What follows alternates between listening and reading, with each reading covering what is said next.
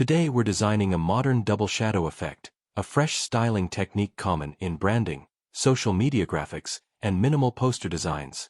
Instead of realistic shading, we're creating intentional graphic shadows that add personality. Start with any object or text on a clean background. Duplicate the layer and offset it diagonally by a few pixels. Fill the duplicate with a solid color, dark blue, charcoal, or any bold tone. This becomes your first shadow. Duplicate again and move this new layer further away.